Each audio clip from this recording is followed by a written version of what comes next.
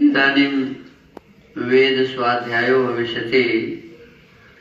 अद्य यजुर्वेदस्य चतुर्थोऽध्यायस्य एकविंशं मन्त्रस्य स्वाध्यायो भविष्यति। स्वाध्यायमान मन्त्रस्य वस् व्यस्य दितिरस्यादित्यासि इत्येतानि प्रथमानि पदानि सन्ति। वेद स्वाध्याय होगा। आज यजुर्वेद के चौथे अध्याय के 21वें मंत्र का स्वाध्याय किया जाएगा। स्वाध्याय किए जाने वाले मंत्र के वस् व्यस्य दितिरस्यादित्यासि ये प्रारंभिक पद हैं।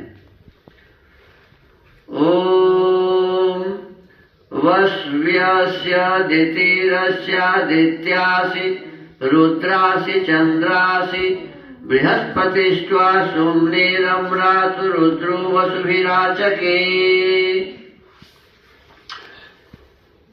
इस मंत्र के ऋषि हैं वस्वित्यस्य वत्स ऋषि वाग विद्युतो देवते विराडार्षि बृहति छंदः मध्यम स्वरः पुनस्ते कीदृश्या विद्युपदिश्यते। फिर वह वाणी व बिजली किस प्रकार की है, इस विषय का उपदेश अगले मंत्र में किया है।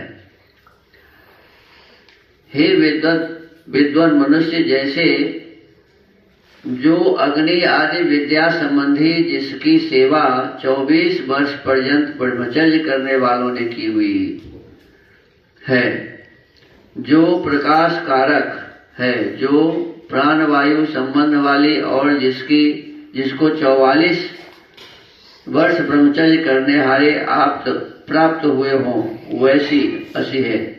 जो आदित्य सूर्यवत सब विद्याओं का प्रकाश करने वाली, जिसका ग्रहण 48 वर्ष पर्यंत ब्रह्मचर्य सेवी मनुष्यों ने किया हो, वैसी है। जो आह्लाद करने वाली है, जिसको सर्वोत्तम दुष्टों को रुलाने वाला परमेश्वर और विद्वान सुख में रमण युक्त करता और जिस पूर्ण विद्या युक्त मनुष्यों के साथ वर्तमान हुई वाणी व बिजली की निर्माण व इच्छा करता, अथवा जिसकी मैं इच्छा करता हूँ वैसे तू भी उसको रमण युक्त व इसको सिद्ध करने की इच्छा कर।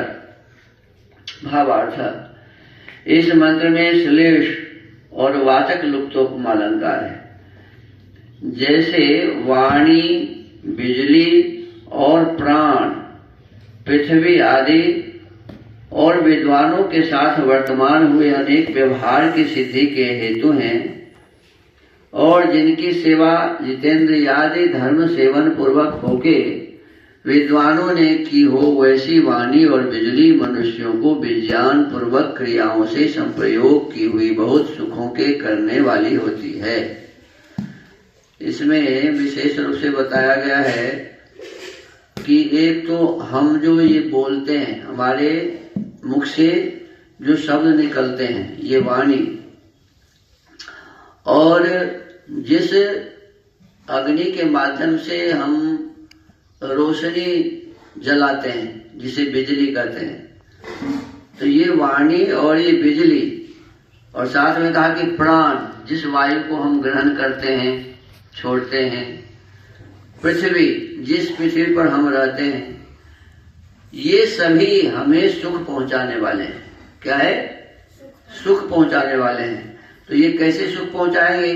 तो कहा कि विद्वानों के साथ बैठकर और विद्वानों के व्यवहार को जानकर, जैसे विद्वान इन सब के प्रयोग को करके अपने जीवन को सुखी बनाते हैं, जिस विद्या का जो जानकार होता है ना, उस विद्या से वो सुख प्राप्त करता है। जैसे आप देखते हैं कि कोई बिजली का मिस्त्री है, तो बिजली से अनेक प्रकार के बल्ब आदि को बाढ़ के, अनेक प्रकार के मशीन को चला के जो सुख ले लेता है, हम यदि नहीं जानते हैं तो उस सुख को भोगेंगे क्या?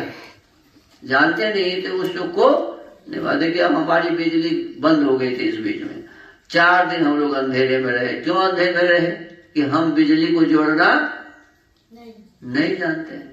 भय होता है कि जोड़ने जाएंगे कहीं करंट न लग जाए।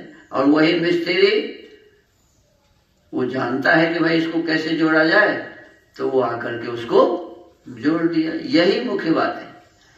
तो जो जिस विषय को जानता है उस विद्वान के पास बैठने से, उनसे वो विद्या सीख लेने से हमें क्या मिलेगी जी? सुख मिलेगी। तो ये कहा कि विद्वानों के साथ बैठकर उनके साथ विचार विमर्श करके अपने इंद्रियों को जीतकर और वाणी का बिजली का सही प्रयोग करके हम सुखी हो सकते हैं। हमें सुखी होना चाहिए। तो आज इस यजुर्वेद के स्वाध्याय के क्रम को यहीं विराम देते हैं। ओम।